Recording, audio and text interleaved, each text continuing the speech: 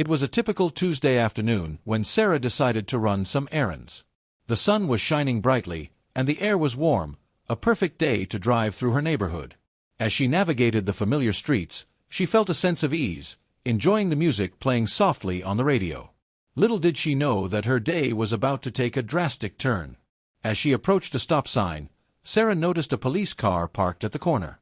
She came to a complete stop, checked for pedestrians, and then proceeded to make a right turn.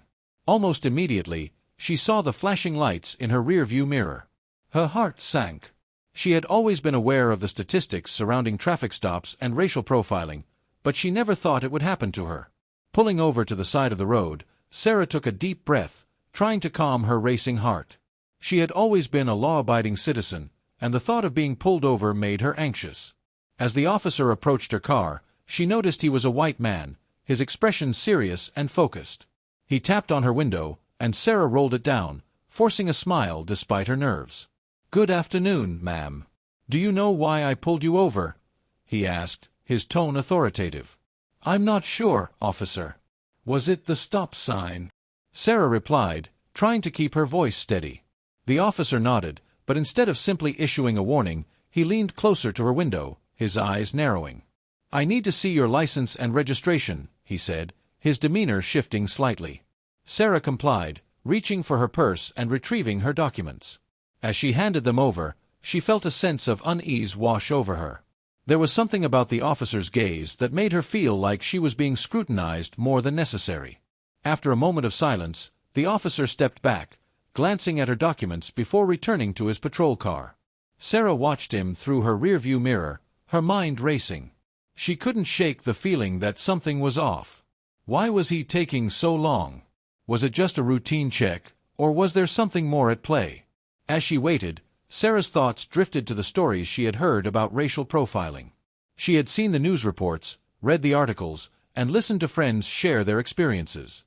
The fear of being treated differently because of her race loomed large in her mind. She tried to push those thoughts aside, reminding herself that she had done nothing wrong. After what felt like an eternity, the officer returned to her window, his expression more serious than before. "I'm going to need to search your vehicle," he stated, his tone leaving no room for negotiation. "Search my vehicle? For what?" Sarah asked, her voice rising slightly in disbelief. "I haven't done anything wrong."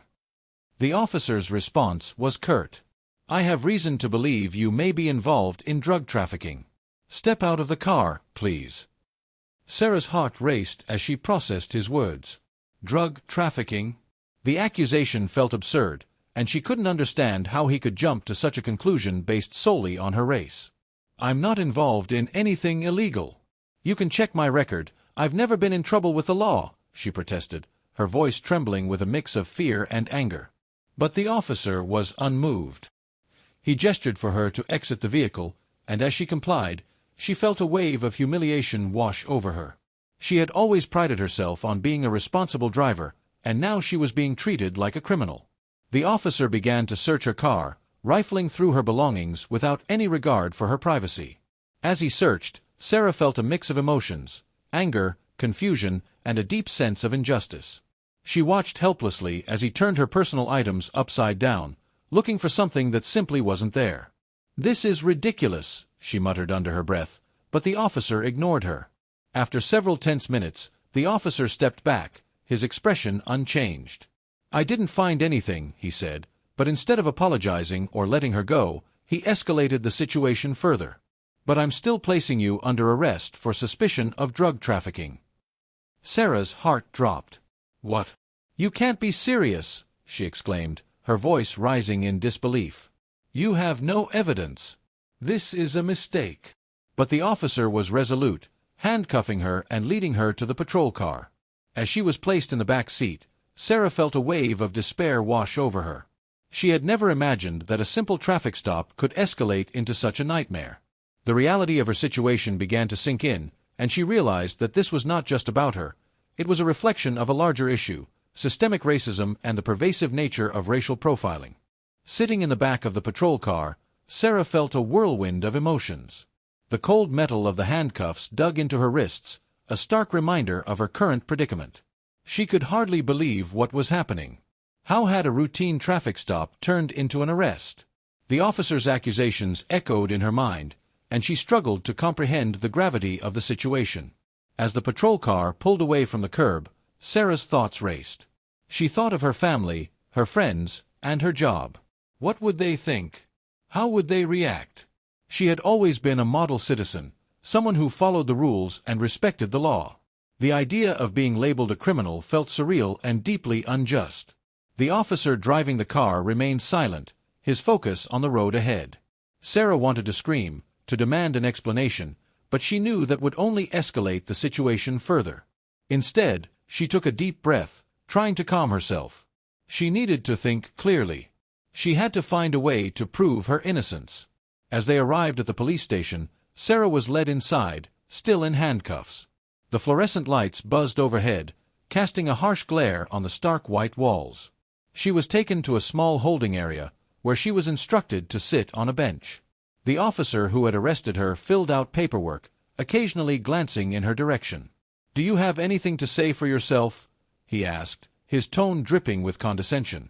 "I didn't do anything wrong," Sarah replied, her voice steady despite the fear bubbling beneath the surface. "You have no evidence against me. This is a mistake." The officer shrugged, seemingly unfazed by her protests. "We'll see what the judge has to say about that," he replied dismissively. As she sat there, waiting for what felt like an eternity, Sarah's mind raced. She thought about her clean record, her job, and her life. How could this be happening? She had heard stories of people being wrongfully arrested, but she never thought she would become one of them. Finally, after what felt like hours, another officer approached her. "You're being charged with possession with intent to distribute," he said flatly, as if reading from a script. "Do you have a lawyer?" "No, I don't," Sarah replied, her heart sinking. "I need to call someone. This is all a mistake."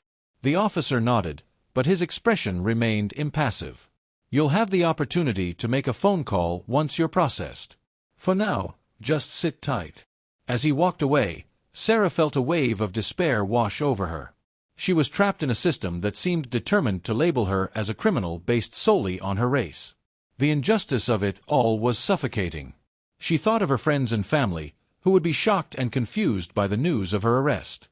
After a while, she was taken to a small room for processing.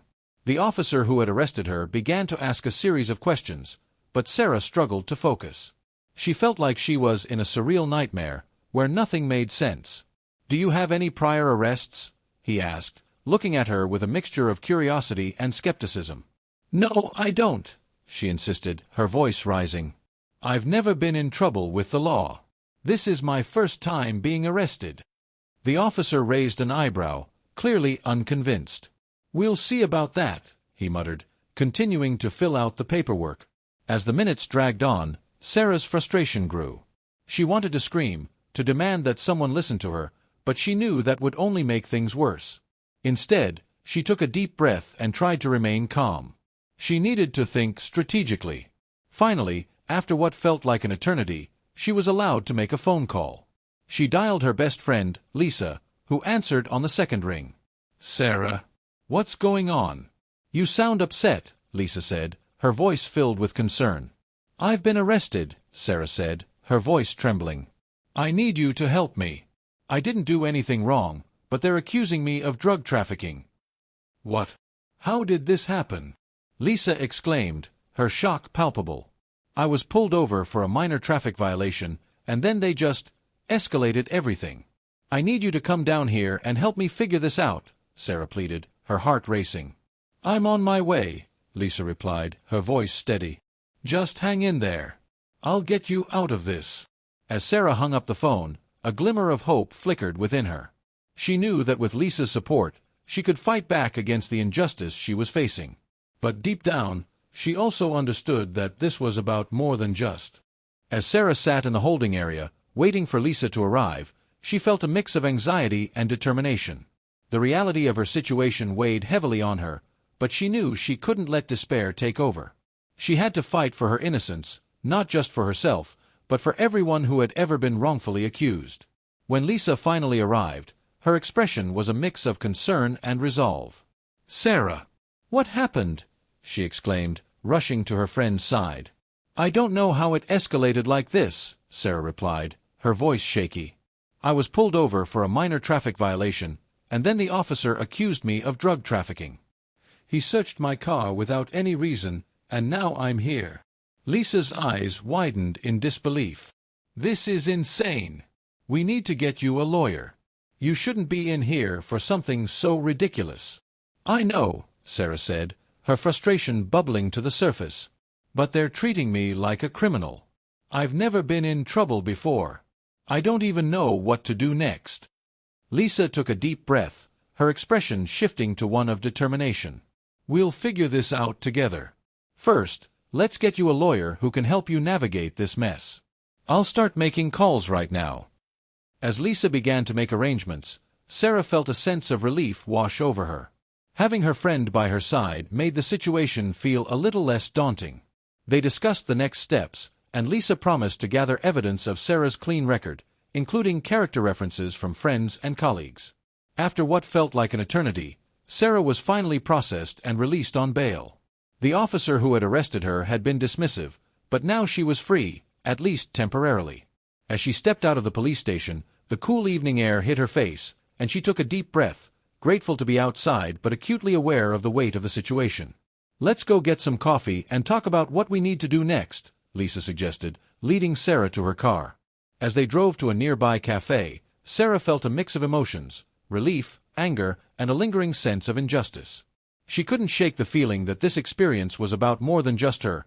It was part of a larger issue of racial profiling and systemic bias. Once they settled into a booth at the cafe, Sarah recounted the details of the traffic stop, her voice trembling with emotion. "I can't believe this is happening to me. I've always been careful to follow the rules, and now I'm being treated like a criminal because of my race." Lisa nodded, her expression serious. "This isn't just about you, Sarah. It's about the countless others who have faced similar situations. We need to raise awareness about what happened to you. This kind of racial profiling has to stop." As they sipped their coffee, they brainstormed ways to bring attention to Sarah's case. They discussed reaching out to local news outlets, sharing her story on social media, and connecting with advocacy groups that focused on racial justice. The more they talked, the more empowered Sarah felt. She realized that she could turn her experience into a catalyst for change. Over the next few days, Sarah and Lisa worked tirelessly to gather evidence and build a case. They contacted a lawyer who specialized in civil rights and arranged a meeting to discuss Sarah's situation. The lawyer listened intently as Sarah recounted the details of the traffic stop and the subsequent arrest. "This is a clear case of racial profiling," the lawyer said, his expression serious. "We can file a complaint against the police department and seek justice for what you've endured. But we need to gather as much evidence as possible." With the lawyer's guidance, Sarah began to compile a timeline of events, including the date and time of the traffic stop, the officer's name, and any witnesses who might have seen the incident. She reached out to friends and family, asking them to write character references that highlighted her integrity and law-abiding nature. As the days turned into weeks, Sarah's determination only grew stronger. She began to share her story on social media, using the hashtag #JusticeForSarah. The response was overwhelming. Friends, family, and even strangers began to rally around her, sharing their own experiences with racial profiling and supporting her fight for justice.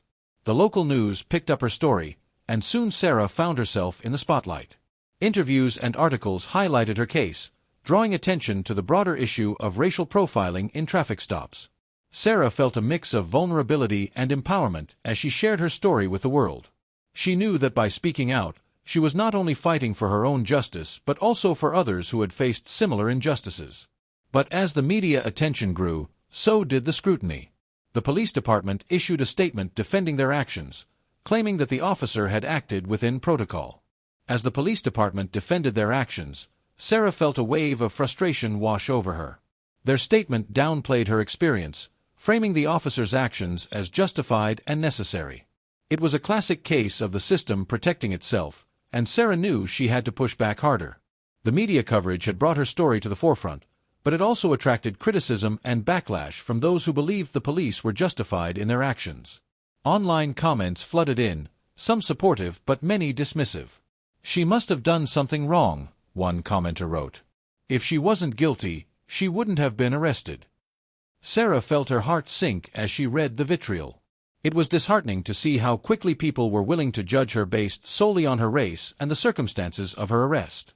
Despite the negativity, Sarah remained resolute. She had come too far to let the backlash deter her. With Lisa's support, she continued to share her story, emphasizing the importance of addressing racial profiling and the need for systemic change. They organized a community forum to discuss the issue, inviting local leaders, activists, and residents to come together and share their experiences. The night of the forum, the community center was packed. Sarah stood at the front of the room, her heart racing as she looked out at the crowd. She could see familiar faces, friends, family, and supporters, along with many new ones who had come to learn and engage in the conversation. "Thank you all for being here tonight," Sarah began, her voice steady despite the nerves. "I'm here to share my story, but I'm also here to listen to yours. Racial profiling is a reality for many in our community, and it's time we address it head-on." As she spoke, she could feel the energy in the room shift. People nodded in agreement, and some even shared their own experiences with racial profiling and discrimination. The stories poured out, each one a testament to the pervasive nature of the issue. Sarah felt a sense of solidarity as she listened to others recount their struggles, and she realized that she was not alone in this fight. After the forum, Sarah and Lisa received an outpouring of support. People approached them, expressing their gratitude for bringing the issue to light and sharing their own stories. It was a powerful reminder that change was possible when people came together to confront injustice. In the following weeks, Sarah's case continued to gain traction. The local news covered the community forum, highlighting the voices of those who had been affected by racial profiling. Activists began to organize protests, demanding accountability from the police department and calling for reforms in how traffic stops were conducted. As the movement grew, Sarah found herself at the center of it all. She was invited to speak at rallies and events, sharing her story and advocating for change. The more she spoke out, the more empowered she felt. She was no longer just a victim, she was a voice for those who had been silenced. But with the increased attention came new challenges. The police department began to push back harder, attempting to discredit Sarah's claims. They released statements claiming that the officer had acted in good faith and that the arrest was based on reasonable suspicion.